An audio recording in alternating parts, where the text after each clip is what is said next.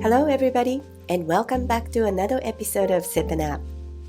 Today, I'm bringing you a recipe for beef negimaki, a classic Japanese dish featuring thinly sliced beef wrapped around tender scallions glazed in a sweet, savory soy ginger sauce. There are a few dishes that I almost never order at restaurants, and this is one of them. It looks fancy, but is totally approachable for a home cook. Plus, it costs a fraction of what you would pay dining out. And most importantly, you can make it taste even better at home. So let's get started. First, I prep the scallions by cutting them into 3-inch pieces and slicing the thick white parts in half lengthwise. And then lay out the beef shavings in a single layer on a 6 by 8 inch sheet of parchment paper or wax paper, overlapping the pieces slightly to form a solid base.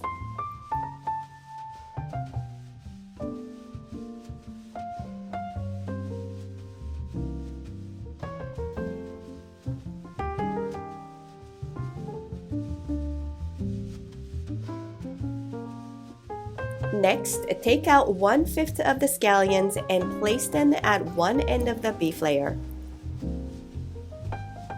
Then, using the parchment paper as a guide, roll it up tightly into a log.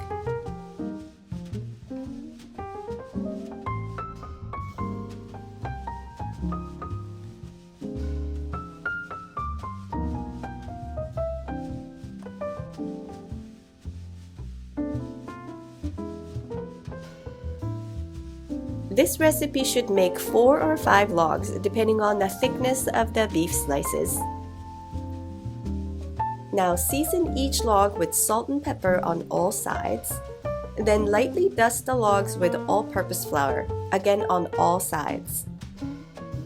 This will help the rolls stay nice and tight and get a beautiful golden crust during the cooking process. Before we move on to the stove, let's whip up the sauce with the following ingredients.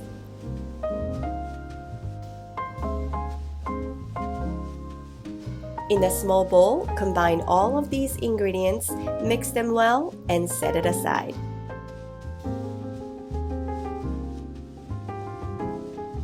Now we are ready to put everything together. Heat a little bit of oil in a skillet over medium-high heat. Then place the beef rolls carefully in the pan and brown them on all sides, about 1 to 2 minutes per side.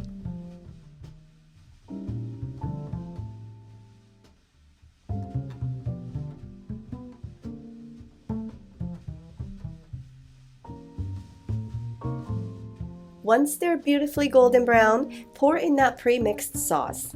Lower the heat to low and cover the skillet with a lid.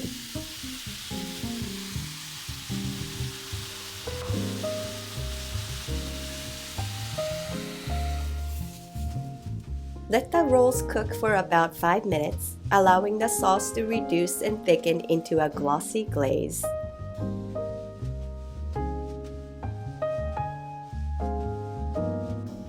And there you have it, perfect beef negimaki right in your own kitchen.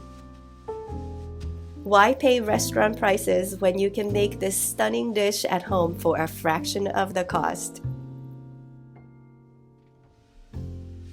After slicing them into bite-sized pieces, I like to drizzle on a bit of the sauce, add a garnish of julienne carrots, and finish with a sprinkle of sesame seeds for that perfect touch. If you enjoyed this recipe, don't forget to like, share, and subscribe for more recipes to come. As for sipping suggestions, a good quality Japanese sake will be the perfect complement to this special appetizer.